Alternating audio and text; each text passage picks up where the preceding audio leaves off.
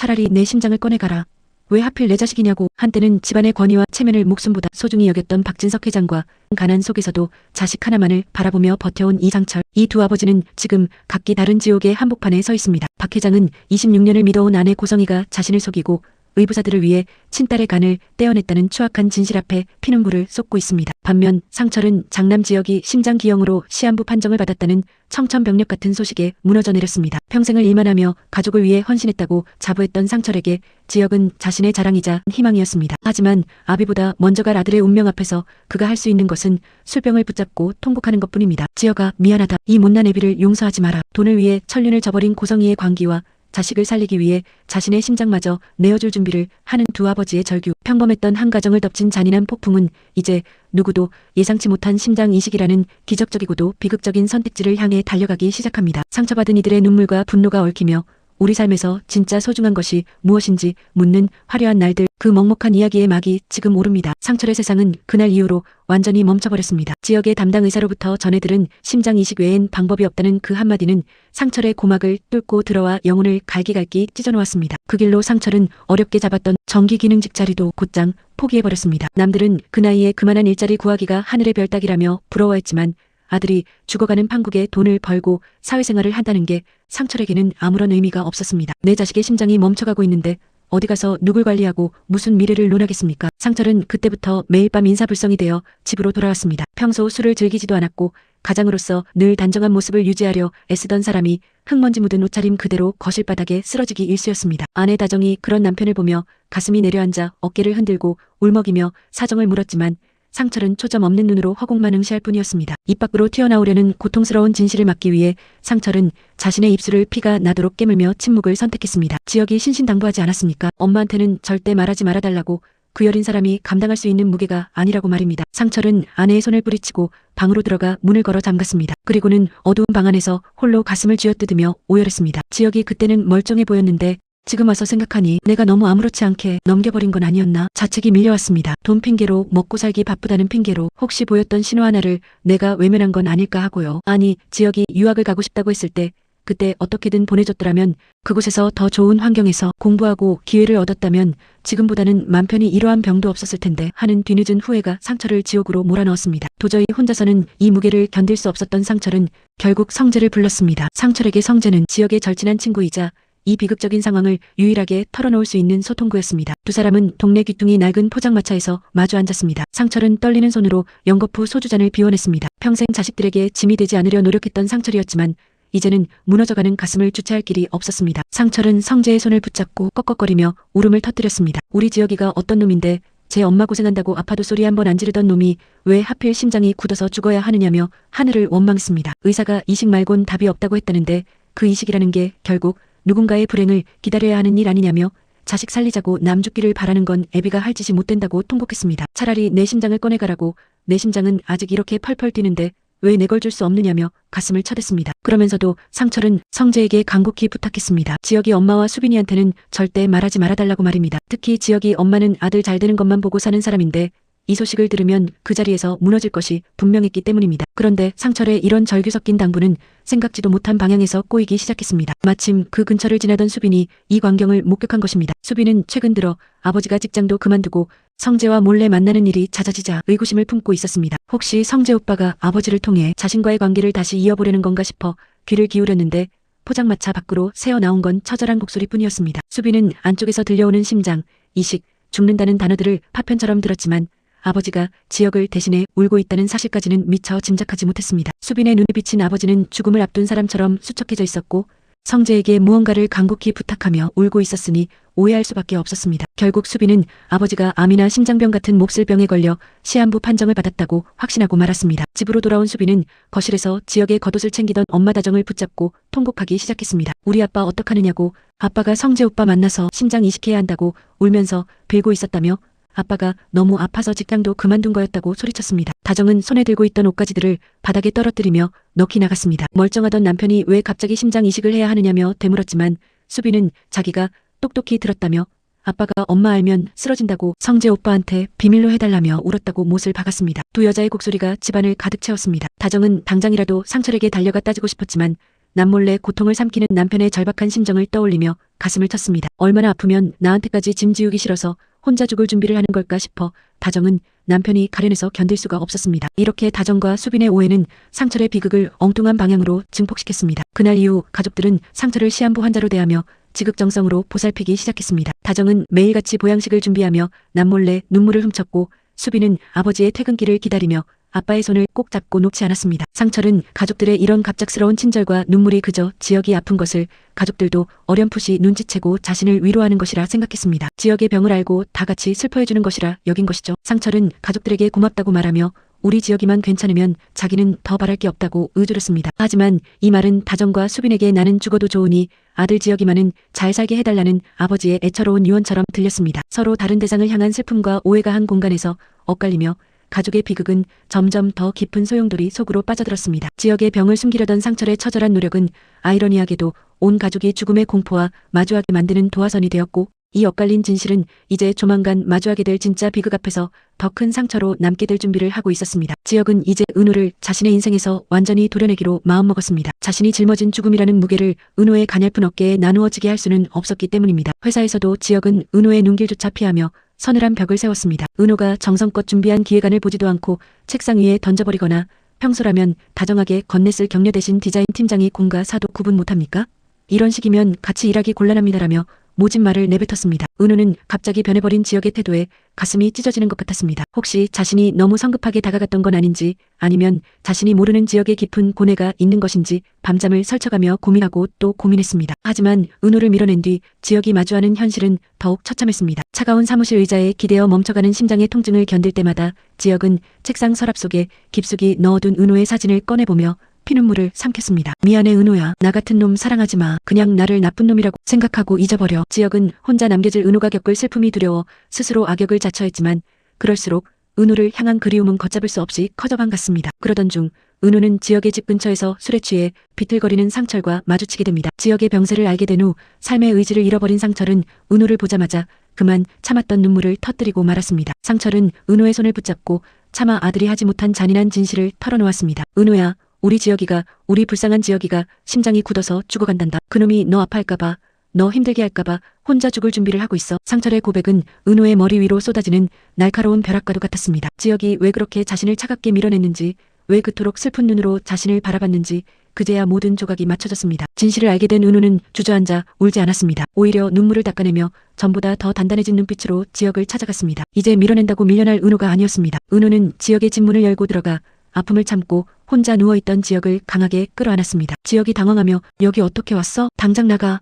라고 소리쳤지만 은호는 지역의 가슴에 귀를 대고 그의 떨리는 심장 소리를 들었습니다. 선배 심장이 이렇게 나를 부르는데 어디로 가라는 거예요?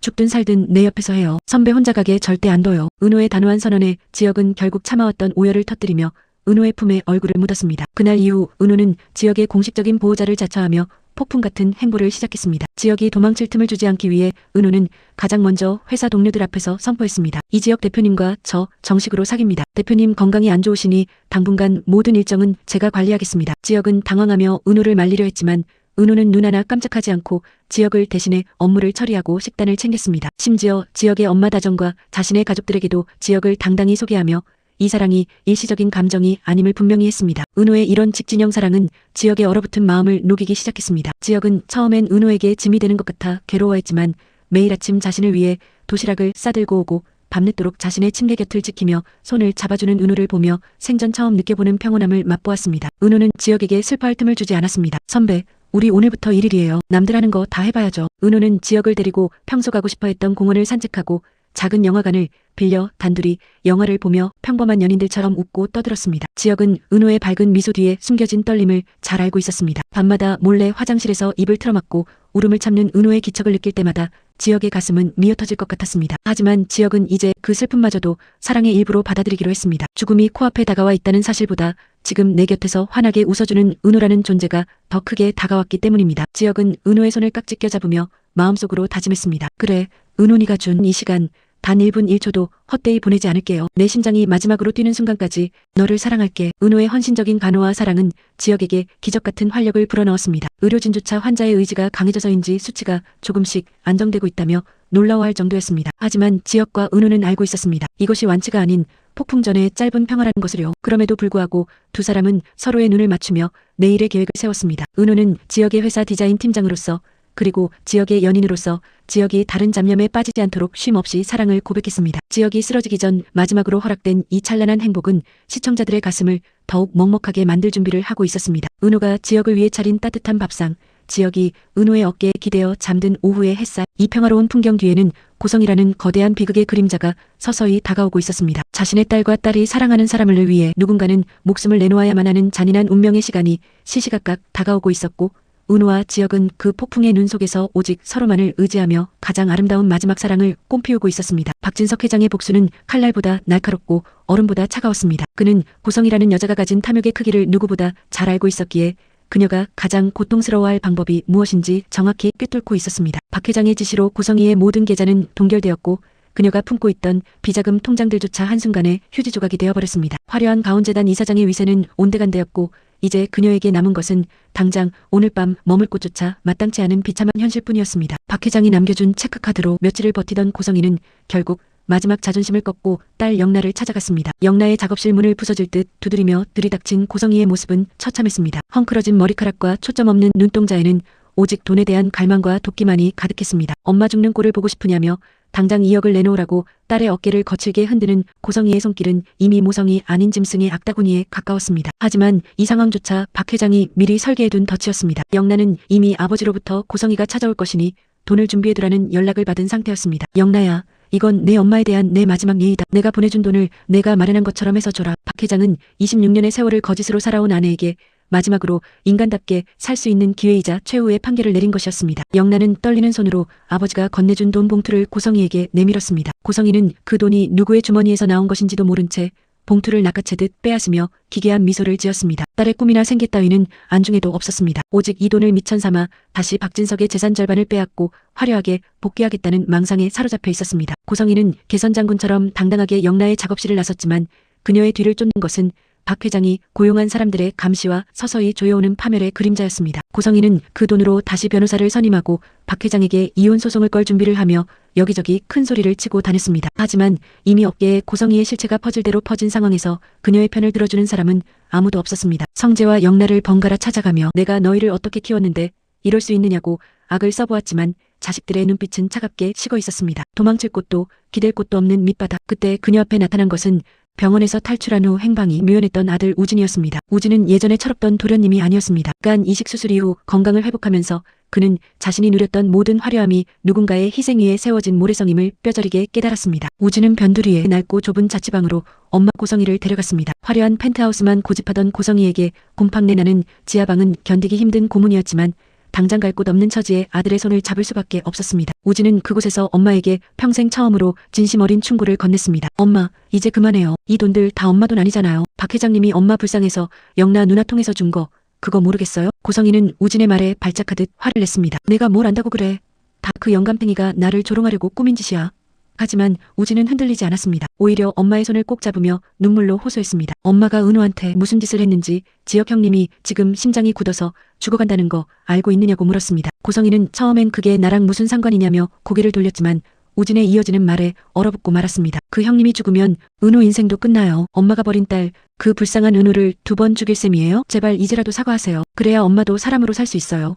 우진은 매일 밤 고성이의 곁을 지키며 그녀의 죄를 낱낱이 읊어주었습니다. 엄마가 빼돌린 비자금 때문에 누군가는 눈물을 흘렸고 엄마의 이기심 때문에 한 남자의 심장이 멈춰가고 있다는 사실을 끊임없이 상기시켰습니다. 밑바닥까지 추락해 오직 아들 우진 한 사람에게만 의지하게 된 고성이는 차가운 방바닥에서 홀로 밤을 지새우며 조금씩 자신의 인생을 돌아보기 시작했습니다. 26년 동안 화려한 옷을 입고 가짜 미소를 지었지만 지금 이 초라한 방에서 아들이 끓여주는 라면 한 그릇을 마주할 때 비로소 가슴 한구석이 아릿해지는 것을 느꼈습니다. 고성이의 심경 변화는 아주 천천히 하지만 확실하게 일어났습니다. 처음엔 억울함과 분노뿐이었던 그녀의 눈동자에 점차 허망함과 자책이 서리기 시작했습니다. 내가 대체 뭘 위해서 그렇게 살았을까? 내 자식 살리겠다고 버린 딸 찾아배를 갈랐는데 정작 그 자식은 나를 부끄러워하는구나. 고성이는 거울 속에 초라해진 자신을 보며 처음으로 은호를 떠올렸습니다. 자신이 버린 딸, 하지만 자신의 아들에게 기꺼이 간을 내주었던 그 아이, 그리고 그 아이가 목숨처럼 사랑하는 남자지요. 고성이는 아들 우진이 건넨 은호와 지역에 행복했던 시절 사진을 보며 남몰래 오열했습니다. 이 무렵 고성이는 박 회장으로부터 마지막 메시지를 받게 됩니다. 돈을 쓰지 않고 가만히 있으면 자유라도 주겠지만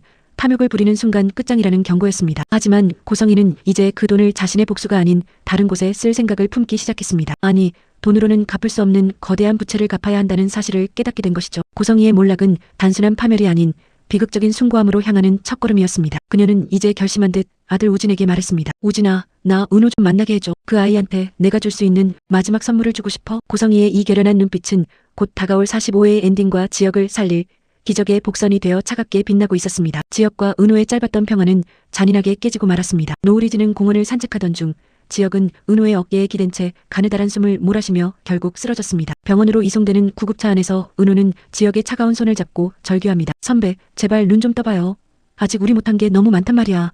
같은 시각 아들 우진의 자취방에서 나와 은호를 만나러 가던 고성이가 사고를 당하게 됩니다. 고성이의 손이 핸드폰에서 은호의 전화번호를 찾습니다. 그녀는 이제야 깨닫습니다. 자신이 그토록 집착했던 돈과 명예는 한낱 물거품에 불과했으며 자신이 버린 딸 은호의 행복을 되찾아주는 것만이 유일한 속죄의 길임을 말입니다. 은호야, 엄마가 은호한테 줄 수 있는 게 딱 하나 남았구나. 고성이는 마지막 힘을 내서 은호에게 용서를 구합니다. 빗속을 뚫고 고성이의 구급차가 병원으로 향합니다. 뇌사 상태에 빠진 환자와 심장이 멈춰가는 딸을 사랑하는 남자 운명의 장난처럼 마주한 두 사람의 기록은 기적처럼 일치합니다. 수술실로 들어가는 엄마와 지역을 바라보며 은호는 생애 처음으로 진심을 담아 엄마를 부릅니다. 미안해요. 그리고 고마워요. 탐욕으로 얼룩진 삶의 끝에서 마지막 딸에 대한 참회, 그 잔인하고도 따뜻한 기적 시작되며 이번에는 가슴 먹먹한 여운 속에 막을 내립니다.